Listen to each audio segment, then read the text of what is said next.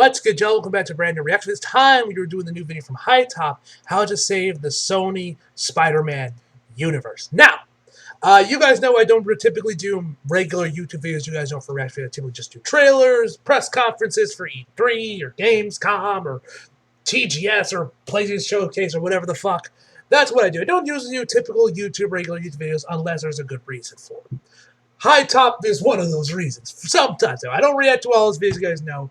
But, first thing I want to say real quick is you guys may know that I reacted to the little Robin trailer that High Top just dropped recently, showing off, a little new teaser for his new short film on Robin on Jason Todd. And the cool thing was Alex actually saw it and he commented on it too. So that was really fucking cool that he actually saw the video and commented on. So thank you, Alex, for that one. He made my day with that one, although I'm sure he's not going to see this video. But that was pretty cool. And you guys know I reacted to his video he did on Spectacular Spider-Man a few months ago. Now, the reason why I decided to do this video is because right before this, he did a video basically just doing the same thing, but for the DCU. And I loved that video. I thought it was really cool. So I was curious to see, and I think he announced this like at the same time that he was going to do one for the Sony Spider-Verse. That was like, fuck it, let's do this one too. So because you guys know I love Spidey, you got the No Way Home extended cut coming out later this week, which, what the hell, I didn't press play, which I might see. I'm not, it's got a little 50-50 on how things were. Worst case scenario, I might have to just pirate it just because I want to see the delete scenes, whatever the big case may be, man. But, yeah. Anyway, guys, let's just jump right in. Let's see what we got, man. Let's see what we got. Hey, how you doing? I hope you're doing well. It is 1999, and Matrix. You just purchased the film rights to Spider-Man. What a great power you now possess. So you hire a filmmaker who has been thinking outside the box since he was 20 to bring this character to life in a way that nobody has ever seen before.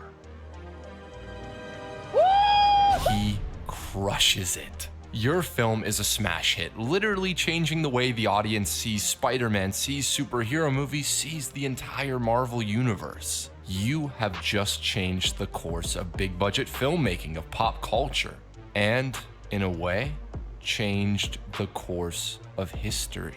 Congrats, man. You make 2 sequels with that character. Those sequels earn you billions of dollars. Time to make a 4th. But wait. You can't understand the creative differences, the schedule, the time needed, the needs of that filmmaker, that unique voice that sung you $3 billion songs. He thought he let the world down with the 3rd movie. He thought it was his. Which he did, Listen, Spider-Man 3 has its problem, but I won't lie. There is a lot of nostalgia for that movie because, bro, Spider-Man 3 was, as you guys can tell, it is late as fuck right now. I meant to react to this way earlier in the day, but I had other shit and like a school assignment to do. I got school tomorrow, but I'm like, fuck it, I'm gonna make the time for this fucking video. Anyway, as I was saying, bro, I love Spider-Man 3. It has its problems, sure, but yeah, like this, and there was a lot of nostalgia after this movie just because when I was like 7 years old, this was literally my most anticipated movie of all time. The only other time this movie got topped wasn't until 2015 for The Force Awakens, and again in 2018 for Infinity War, and I guess Endgame too. So yeah, I've been I was so hyped for that movie, and of course my son was like, oh my god, this is the greatest thing ever, Love Spider-Man 3, I religiously watched it, the entire trilogy, man. I love Spider-Man 3. Yeah, I definitely don't like it as much as I was when I was a kid. I do think Spider-Man 2 is the best of the Sam Raimi movies, but Spider-Man 3 will always have a special place in my heart, man. I fucking adore that movie. His responsibility to redeem himself, redeem the character. But you want him to give him Tom Holland for. Just saying. I mean, to be fair, Sam himself confirmed that he probably couldn't. That he probably won't do it. But maybe Disney and Sony can change his mind.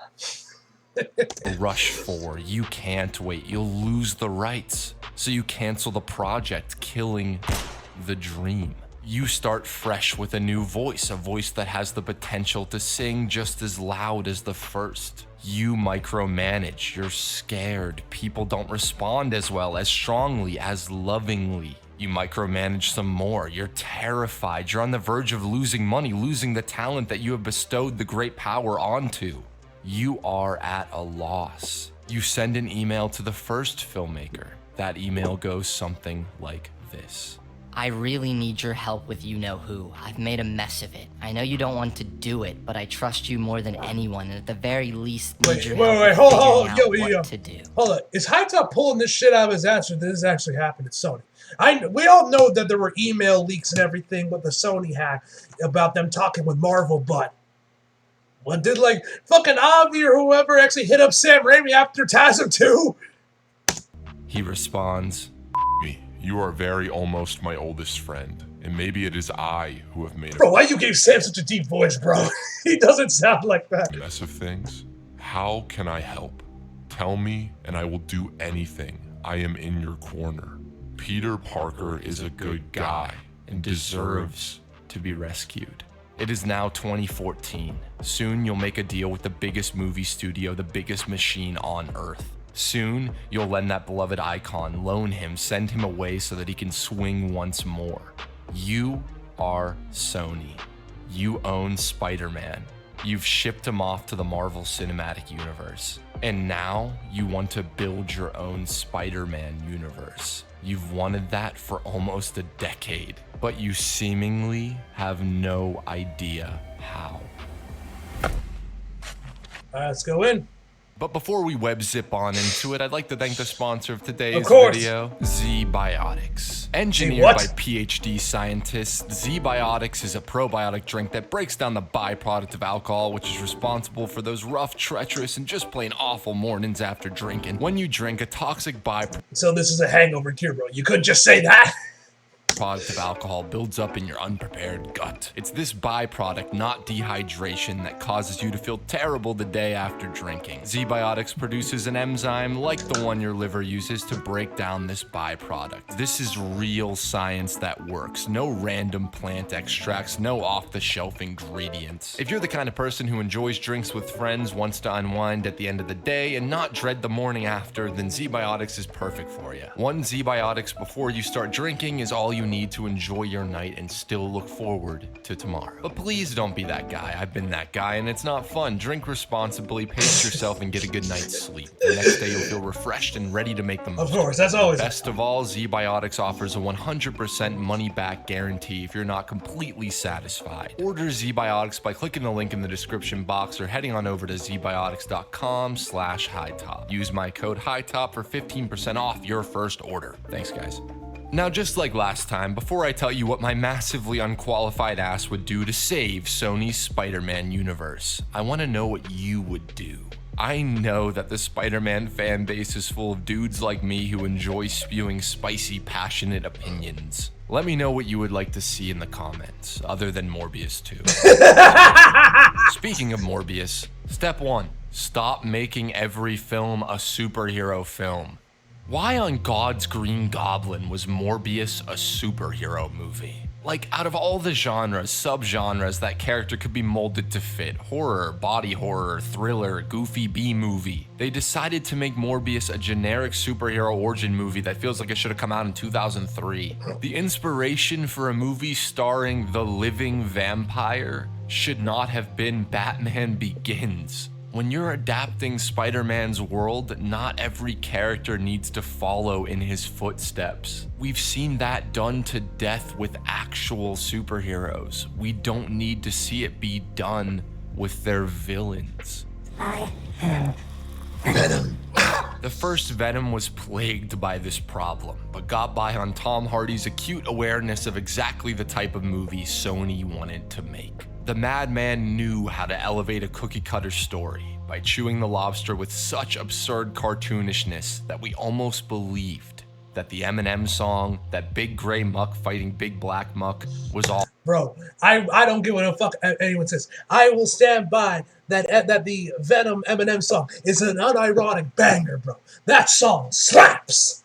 All intentionally ridiculous. Venom 2 leaned into this. Andy Serkis dared to try something new, to try within Sony's standard sloppy superhero story to create a romantic comedy between Tom Hardy and Tom Hardy. That's why it's my favorite so far from the Sony Spider-Man universe, because it tried to break free from the standardized boardroom talking points about what audiences want. It tried to work outside the mandates set by 74-year-old men about what is required when you make a comic book movie. Point is, Morbius could have been so cool. They could have spent way less money and probably earned way more if they just made a fucking vampire movie. If they just let the storytellers create something spooky, scary, unsettling. Instead, we got an edited down, studio-driven living meme that everyone laughed at, while the creatives behind it had to watch. How many comic book movies are there where the hero and villain both grow into their powers at the same time, resulting in a showdown, the battle of ideologies, heroic humanitarian versus selfish power seeker? How many comic book based horror movies are there? Not nearly enough. I'm sure Kraven will suffer from this too. The Sony superhero flu. One of Spider-Man's most fascinating villains, Kraven the Hunter, will be saving the world from its standardized evil. You want these films to be franchises? You want these characters to become more? Make the movies as different, as exciting, and as fresh as you possibly can. Black Cat could be a heist thriller. The Sinister Six could be a gangster movie. Any of these villain tales could be a chance to do a deep dive, a character study that questions their morality. They could take a chance and be insanely stylish, smaller scale, and unique, giving us a break from the Marvel cinematic formula. They don't need to all be superhero movies. You want these films to stand on their own without Spider-Man? Then let them be all their own. Step 2. Let the MCU do its thing. Why was Michael Keaton's Vulture in Morbius? Hope the food's better in this joint. They grabbed the Keatmeister, paid him to shoot a few scenes, and then reshot, edited out, and condensed it all. What was the point of having him there in the first place? Isn't the entire purpose of this multiverse, Sony's cinematic Spider-Verse, to allow different actors, different storytellers, different universes to have unique, differing takes on beloved heroes and villains? To not be beholden to the main Marvel cinematic universe that Tom Holland is currently swinging through? Why is his Vulture, John Watts' Vulture, being sent to this universe? What universe is Morbius even in? Who is the Adrian Toomes there? If they are trying to do a Sinister Six again, why not cast someone new or use a different character, something? Why is Tom Hardy sucked into the MCU for less than 5 minutes just to drop off a piece of the symbiote? Shouldn't... If they were gonna, yeah, this has made no sense. I'm like, oh, we have Venom in the MCU, cool. And of course with Morbius, and we had Vulture in the trailers and everything. But I'm just like, at first I thought there was gonna be like some weird trade thing, like, oh, Venom will come to the MCU, and the Sonyverse get Vulture, a trade. Nope. Sony gets both. They put him in the MCU just to take him right back out. All right, you love the fantasy. All right, Eddie, you have done your part. Holland's Peter have his own journey fighting his way through the alien substance abuse? Why can't that be a personal, self-contained story that doesn't span universes? Let Feige's Peter face his own villains, tell his own stories set in the MCU. No Way Home ended where every great Spider-Man story tends to start. Peter suffering the massive weight of being Spider-Man, swinging on his own. Don't drag him, his problems, his allies, his enemies, his world into a separate Spider-Verse. Which reminds me, step 3. Yeah, maybe have a Spider-Man. Why was there a Venom movie without Spider-Man? Why is there a Kraven movie that most likely won't have Spider-Man? Why is there a Madam Web movie that most likely won't have Spider-Man? I'm not asking for him to be the central character. I don't think he should. I'm asking, why is there not a mention, not a word, nor a whisper of the Webhead? Why is Sony's Spider-Man universe Spider-Man-less? Why when we've seen it? Why when it happened? You were there, I was there. The moment we all dreamed about, fantasized about. 3 different Spider-Men stood together, swung together. Andrew was back, Toby was back. For a second, all of our problems seemed less important. For a brief moment, the world collectively smiled with such an innocent glee. And as Hollywood does, they are going to want to capitalize off that smile.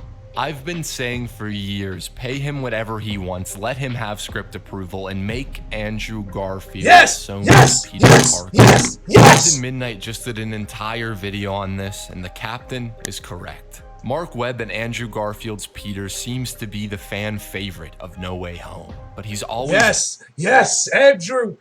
Oh my god, I love it. Andrew's so underrated, bro. Like, legit. I stand by what I've said in previous videos that Tom Holland's my overall favorite Spidey out of all the three we've gotten. But when that mask is on, nobody touches Andrew. He was the best Spider-Man. When we're just talking about Spider-Man, when the mask is on, nobody touches Andrew, man. He was perfect.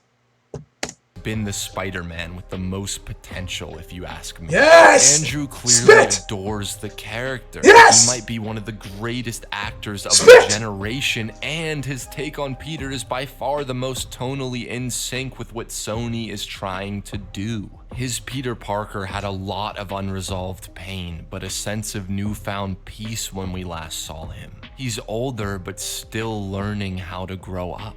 How to live and love, how to lose, and how to stand back up to do it all over again. There are so many interesting and mature routes you could go with him. We only saw a handful of his villains, a small glimpse into his universe. Now is the time. He is the Spider-Man to do something crazy different with. Andrew does not, by any means, need to be in every movie, every one. Only the ones where Peter's presence, his perseverance, is needed the most. And Peter, Sony's Peter Parker, I think he should eventually pass the torch.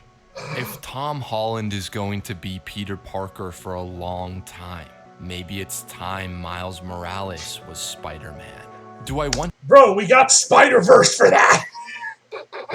I'm just saying, bro, we got Spider-Verse for Miles. He got his own separate thing.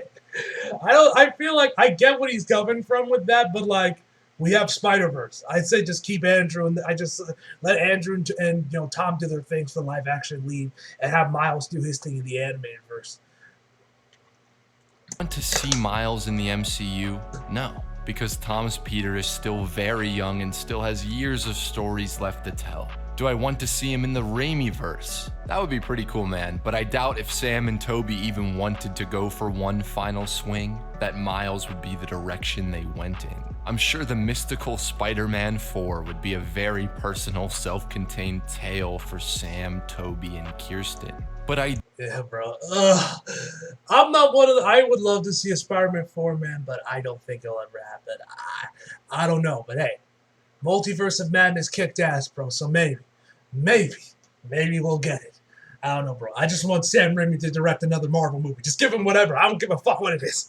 Give him Fantastic Four. Give him Spider-Man 4. I don't give a fuck. Give him something. I do want to see him in this Sony-verse. I do want to see Andrew Garfield be a mentor, an older brother to his Miles. Andrew's Peter has always been that brother, that friend, that aspirational caretaker looking out for the little guy. His Peter is the hand— These scenes with this kid, man. This is peak cinema. Peak cinema. I don't give a fuck what it was. TASM 2 is peak cinema. On the shoulder of the young child, the young fan in the audience, telling us that it's going to be okay. I want to see an entire film showcasing that. Could be Amazing Spider-Man 3, could be a movie called Spider-Man, whatever they call it, I would love to see it. Spider-Verse, Insomniac's Spider-Man have made Miles mainstream. The possibilities are endless. You can adapt him in any number of ways, making him completely distinct. You can have his Spider-Man operate outside the MCU. As you all know very well by now, I long for the days where we got a Spider-Man movie without Doctor Strange, without Tony Stark, without Nick Fury, without the weight of Infinity War's civil disputes and Feige's 29 films cutting his web short. You could have a series of Spider-Man films that examine this new web-slinger, allowing the audience to grow with Miles. It's gonna be hard to top the empathy, the excitement, and the passion for Miles that Into the Spider-Verse gave the audience. But it's a challenge I'd love to see a filmmaker try to tackle. Sam Raimi deciphered— And don't you dare put him in any shoes that are not Jordan's. Insomniac putting him in Adidas is a fucking travesty. Those shoes are disgusting. Keep my man in Jordan 1s exclusively. Or Jordans in general. Just never put him in Adidas. Those shoes are trash. Keep him in the Jordans, please. Translated, I don't give a fuck how much Nike's asking. Pay it! invented the live-action visual language of Peter Parker. Him and his team showed us what Peter's wall crawling looks like, what Peter's swinging looks like, showed us what Peter's spider sense looks like, showed us what Peter's Spider-Man feels like in the real world.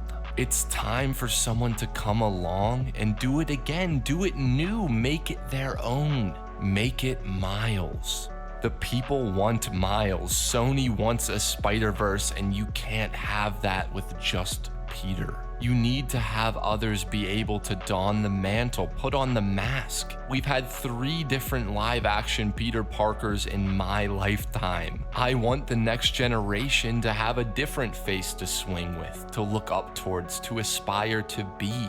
They deserve someone new to show them that. With great power comes great responsibility. This video was a little complicated to make, man. The idea, the concept of crafting, of spending hundreds of millions of dollars on Dr. Michael Morbius, on Madam Web, on Kraven the Hunter, on El Muerto is absurd. You have a large group of Disney stans and Spider-Man fans laughing at the mere thought of these films, but that does not mean they should stop trying. If anything, they should try even harder, push themselves to do something new. Stop trying to be the MCU. The MCU isn't a trend to follow. Hire storytellers who won't treat these characters as a trend, who will treat them with care. Work with instead of dictating unique voices behind the camera.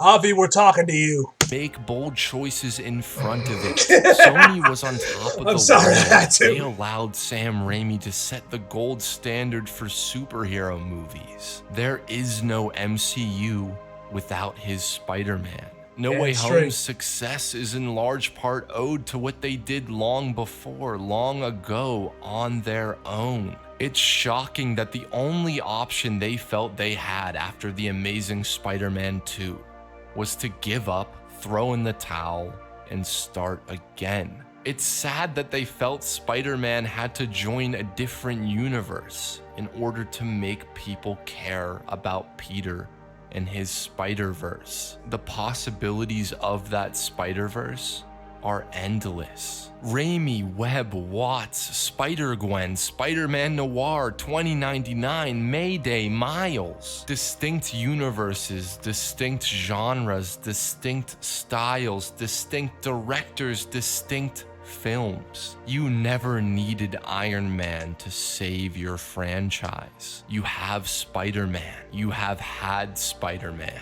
the greatest of them all. Sony has possessed that great power, his great power, for so long. Maybe it's about time they start honoring their responsibility. Yo, thank you guys for watching, and thanks to Loverboy Media for editing this video. Make sure to check out the teaser trailer for our Jason Todd fan film, and make sure you have a nice day. All right.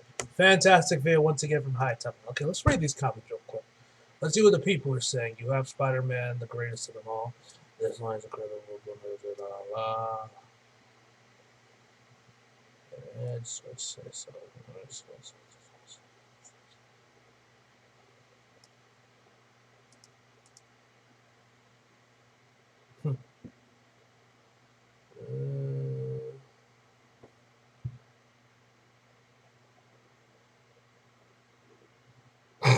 Yep, there he is. I was waiting for someone to bring him up. All right. Wait, did this man comment the same thing twice? They gave him, this was fucking bullshit. I hope they fix this in the extended cut where they actually do throw a shout out to Sam Raimi and Mark Webb, because that was some bullshit that Avi got a whole paragraph to himself and nothing for Sam Raimi or Mark Webb. That was some bullshit, bro. That was some bullshit. But yeah, I'm sure there's other comments in here. You guys can read them. But yeah, man, fantastic video once again from High Top, man. Love that he brings up so many amazing points, man. And I definitely agree with the Morbius being a horror movie because I mentioned this in my review for Morbius that one scene where they kind of went more horror-ish with like the nurse in like the hospital. That was like one of the best parts of the movie. And I was just like, damn, a Morbius horror movie would be fucking sick. You know what I mean, man? Anyway, guys, it's late. Hope you guys enjoyed the video. Like if you did, subscribe if you're new. Follow me on Instagram, Twitter, if you like a link to the description box below. And as always, come back for more. See you guys next time.